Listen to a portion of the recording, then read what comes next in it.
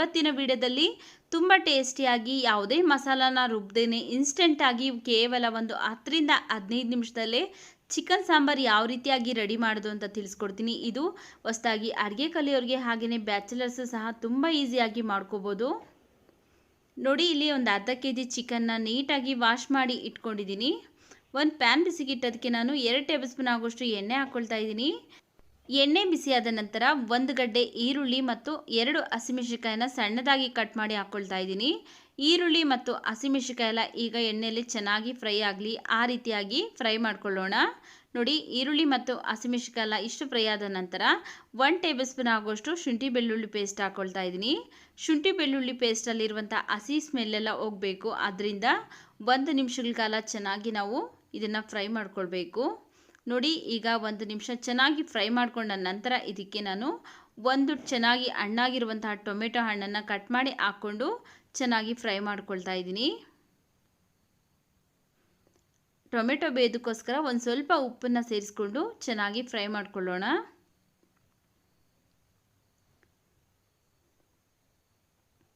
ನೋಡಿ, ಟೊಮೆಟೊ ಎಲ್ಲ ಇಷ್ಟು ಫ್ರೈ ಆದ ನಂತರ ಈಗ ಇದಕ್ಕೆ ನಾವು ಮೊದಲೇ ವಾಶ್ ಮಾಡಿ ಇಟ್ಕೊಂಡಿರುವಂತಹ ಅರ್ಧ ಕೆಜಿ ಚಿಕನ್ನ ಹಾಕ್ಕೊಳ್ತಾ ಇದ್ದೀನಿ. ಚಿಕನ್ ಹಾಕ್ಕೊಂಡು ಚೆನ್ನಾಗಿ ಮಿಕ್ಸ್ ಮಾಡ್ಕೊಳ್ಬೇಕು. ನೀವು ಒಂದ್ಸರಿ ಈ ವಿಧಾನದಲ್ಲಿ ಟ್ರೈ ಮಾಡಿ ನೋಡಿ. ಟ್ರೈ ಮಾಡಿದ್ಮೇಲೆ ಹೇಗೆ ಬಂತು ಅಂತ ಕಮೆಂಟ್ ಸೆಕ್ಷನಲ್ಲಿ ಕಮೆಂಟ್ ಮಾಡಿ. ತುಂಬ ಈಸಿಯಾಗಿ ಪ್ರಿಪೇರ್ ಮಾಡ್ಕೊಳ್ಬೋದು. ನೋಡಿ, ಚೆನ್ನಾಗಿ ಮಿಕ್ಸ್ ಮಾಡ್ಕೊಂಡ ನಂತರ ಲಿಡ್ನ ಕ್ಲೋಸ್ ಮಾಡಿ ಒಂದು 3 ನಿಮಿಷ ಬೇಯಿಸ್ಕೊಳ್ತಾ ಇದ್ದೀನಿ. 3 ನಿಮಿಷ ಆದಮೇಲೆ ಓಪನ್ ಮಾಡ್ತಾ ಇದ್ದೀನಿ. ಚೆನ್ನಾಗಿ ಮಿಕ್ಸ್ ಮಾಡ್ಕೊಳ್ತಾ ಇದನ್ನು ಬೇಯಿಸ್ಕೊಳ್ಬೇಕಾಗತ್ತೆ. ಚೆನ್ನಾಗಿ ಮಿಕ್ಸ್ ಮಾಡಿಕೊಂಡು ಮತ್ತೊಂದು ಸರಿ ಲಿಡ್ನ ಕ್ಲೋಸ್ ಮಾಡಿ ಮತ್ತೆ ಒಂದು 3 ನಿಮಿಷ ಬೇಯಿಸ್ಕೊಳ್ಬೇಕು.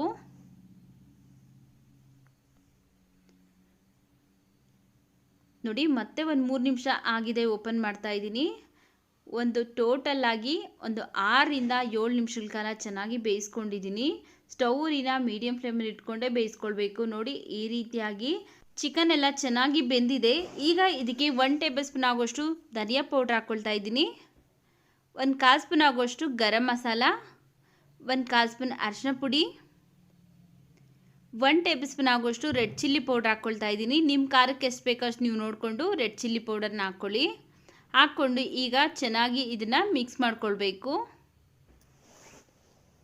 ಕೇವಲ ಒಂದು 10 ರಿಂದ 15 ನಿಮಿಷ ಟೈಮ್ ಇದ್ದರೆ ಸಾಕು. ಬ್ಯಾಚುಲರ್ಸ್ ತುಂಬ ಈಸಿಯಾಗಿ ಚಿಕನ್ ರೆಸಿಪಿನ, ಚಿಕನ್ ಸಾಂಬಾರನ್ನ ಮಾಡ್ಕೊಳ್ಬೋದು. ಎಲ್ಲರೂ ಸಹ ತುಂಬ ಇಷ್ಟಪಟ್ಟು ತಿಂತಾರೆ. ಅಷ್ಟೊಂದು ಟೇಸ್ಟಿಯಾಗಿರುತ್ತೆ. ಯಾವುದೇ ಮಸಾಲ ರುಬ್ಬುವಷ್ಟು ಅವಶ್ಯಕತೆ ಇರೋದಿಲ್ಲ. ತುಂಬ ಈಸಿಯಾಗಿ ಮಾಡ್ಕೊಳ್ಬೋದು. ನೋಡಿ, ಚಿಕನ್ ಎಲ್ಲ ಚೆನ್ನಾಗಿ ಮಿಕ್ಸ್ ಮಾಡ್ಕೊಂಡ ನಂತರ ಈಗ ಇದಕ್ಕೆ ಒಂದು 200 ಗ್ರಾಮ್ ಆಗೋಷ್ಟು ನೀರನ್ನು ಹಾಕ್ಕೊಂಡು ಚೆನ್ನಾಗಿ ಮಿಕ್ಸ್ ಮಾಡ್ಕೊಳ್ತಾ ಇದ್ದೀನಿ. ನಿಮಗೆ ಸಾಂಬಾರ್ ಕನ್ಸಿಸ್ಟೆನ್ಸಿ ನೋಡಿಕೊಂಡು ನೀವು ನೀರನ್ನು ಸೇರಿಸ್ಕೊಳ್ಬೇಕಾಗತ್ತೆ. ನಾನಿಲ್ಲಿ ಚಪಾತಿಗೆ ಮಾಡ್ತಾ ಇರೋದ್ರಿಂದ ಒಂದು ಸ್ವಲ್ಪ ನೀರನ್ನು ಕಡಿಮೆ ಹಾಕ್ಕೊಂಡು ಚೆನ್ನಾಗಿ ಮಿಕ್ಸ್ ಮಾಡ್ಕೊಂಡಿದ್ದೀನಿ. ಈಗ ಲಾಸ್ಟಲ್ಲಿ ಒಂದು ಸ್ವಲ್ಪ ಪುದೀನ ಸೊಪ್ಪು ಹಾಕ್ಕೊಳ್ತಾ ಇದ್ದೀನಿ. ಹಾಗೆಯೇ ಸಣ್ಣದಾಗಿ ಕಟ್ ಮಾಡಿರುವಂಥ ಕೊತ್ತಂಬರಿ ಸೊಪ್ಪನ್ನು ಹಾಕ್ಕೊಂಡು ಚೆನ್ನಾಗಿ ಮಿಕ್ಸ್ ಮಾಡ್ಕೊಳ್ತಾ ಇದ್ದೀನಿ. ನೋಡಿ, ಮಿಕ್ಸ್ ಮಾಡ್ಕೊಂಡ ನಂತರ ಈಗ ಇದಕ್ಕೆ ನಾವು ರುಚಿಗೆ ತಕ್ಕಷ್ಟು ಉಪ್ಪನ್ನು ಹಾಕ್ಕೊಳ್ಬೇಕು. ಯಾಕಂದರೆ ನಾನು ಲಾಸ್ಟಲ್ಲಿ ಹಾಕ್ತಾಯಿದ್ದೀನಿ ಅಂದರೆ ನೀರು ಹಾಕಿರ್ತೀರಲ್ಲ, ಅದ್ರ ಅಂದಾಜಿನ ಪ್ರಕಾರ ನಾನು ಲಾಸ್ಟಲ್ಲಿ ಉಪ್ಪನ್ನು ಹಾಕ್ಕೊಂಡು ಚೆನ್ನಾಗಿ ಮಿಕ್ಸ್ ಮಾಡ್ಕೊಳ್ತಾ ಇದ್ದೀನಿ. ಈಗ ಲಿಡ್ನ ಕ್ಲೋಸ್ ಮಾಡಿ ಮತ್ತೆ ಒಂದು 3 ನಿಮಿಷ ಚೆನ್ನಾಗಿ ಕುದಿಸ್ಕೊಳ್ಳೋಣ.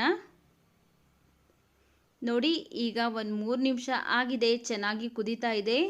ಇದರಲ್ಲಿ ಇರುವಂತಹ ಎಣ್ಣೆ ಅಂಶ ಎಲ್ಲ ಚೆನ್ನಾಗಿ ಬಿಟ್ಕೊಂಡು ಬೇಯ್ತಾ ಇದೆ, ನೀವೇ ನೋಡ್ಬೋದು. ನೋಡಿ, ಈಗ ರುಚಿಕರವಾದಂತಹ ಚಿಕನ್ ಸಾಂಬಾರು ಇನ್ಸ್ಟೆಂಟಾಗಿ ಕೇವಲ ಒಂದು 10 ರಿಂದ 5 ನಿಮಿಷದಲ್ಲೇ ಮಾಡಿಕೊಳ್ಳುವಂತಹ ಚಿಕನ್ ಸಾಂಬಾರು ರೆಡಿಯಾಗಿದೆ. ಈ ವಿಡಿಯೋ ನಿಮಗೆ ಇಷ್ಟವಾಗಿದ್ದರೆ ಈ ವಿಡಿಯೋಗೊಂದು ಲೈಕ್ ಮಾಡಿ. ಈ ವಿಡಿಯೋನ ನಿಮ್ಮ ಫ್ಯಾಮಿಲಿ ಫ್ರೆಂಡ್ಸ್ಗೆ ಶೇರ್ ಮಾಡಿ. ಮತ್ತಷ್ಟು ಈಸಿ ರೆಸಿಪೀಸ್ಗಾಗಿ ನಮ್ಮ ಚಾನಲ್ಗೆ ನೀವು ಸಬ್ಸ್ಕ್ರೈಬ್ ಮಾಡಿಕೊಂಡು ಸಪೋರ್ಟ್ ಮಾಡಿ.